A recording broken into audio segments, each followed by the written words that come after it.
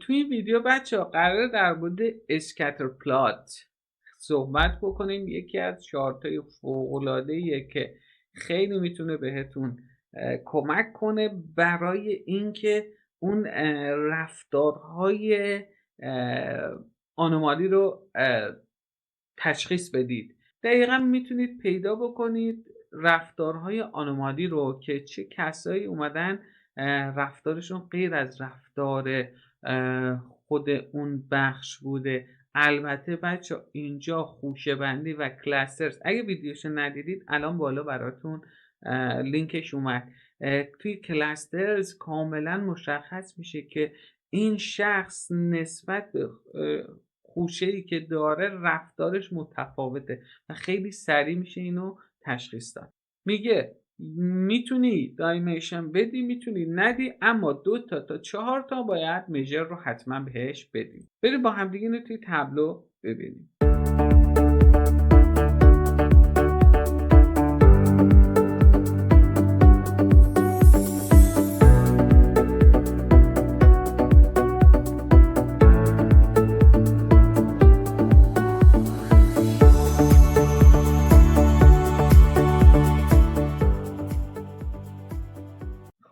میگه میتونی به هم دایمنشن ندی، میتونی هم بدی، اما حتما میجر نیاز داری که 2 تا 4 تا رو حتما به هم بدی.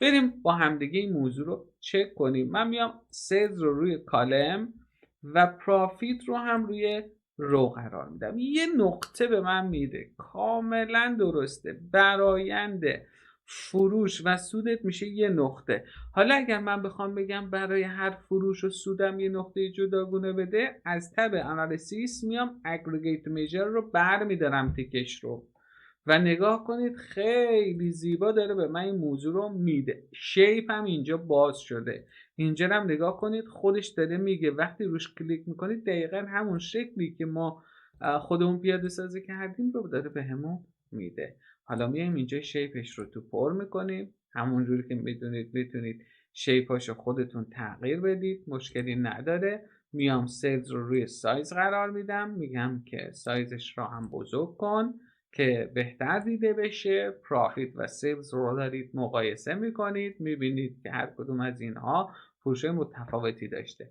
از تب آنالیتیک میام کلاسترز رو روی صفحه قرار میدیم و نسبت به پرافیت و سیلزمون میایم خوشه بندی رو انجام میدیم توی 3 تا کلاسترز، همونجور که دارید میبینید. درسته؟ خلاف جریان ها دارن حرکت میکنن. این یه دونه رو نگاه کنید، این دوتا رو نگاه کنید و ببینید چجوری میشه اینا رو پیدا کرد. خب من میام چیکار میکنم؟ کاستومر نیم رو روی تول تیپ قرار میدم. دقت کنید کاستومر نیم اومد روی تول تیپ. حالا با محضی که موضوع نگه میداریم اسم طرف رو میده، میزان سودش میگه که منفی 6600 تا، خرید 4500 تا. اصلا خیلی تفاوت داره. یعنی من 4500 تا بهش فروش داشتم به این آقا، ولی 6000 تا منفی بوده. اینجا نقاطیه که شما باید روش حساس بشید و برید سریعا پیدا کنید.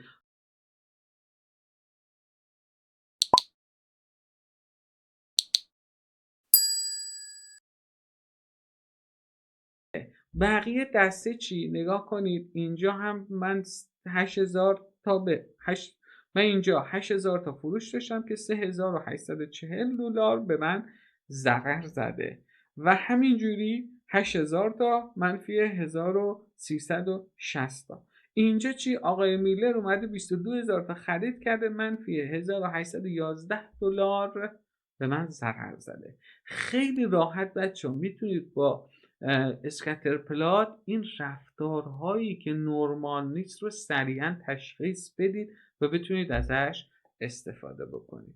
حالا اگر من بیام خود کاتگوری هم بالا قرار بدم، توی 3 تا بخش جداگونه میاد مشتری‌ها رو مورد بررسی قرار میده. اینجا ما تشخیص میدیم که تکنولوژی همون نقطه‌ایه که ما باید روش عمیق بشیم، که حالا توی داشبورد میریم سمت این که ساب کاتگوری هم اضافه کنیم و دقیقاً برسیم به اون ساب کاتگوری که مد نظرمون هست که فروشش انجام شده و عدد منفی شده رو کامل میتونیم پیدا بکنیم. اگر این ویدیو برات کارآمد بود ممنون میشم لایک، کامنت و سابسکرایب رو فراموش نکن.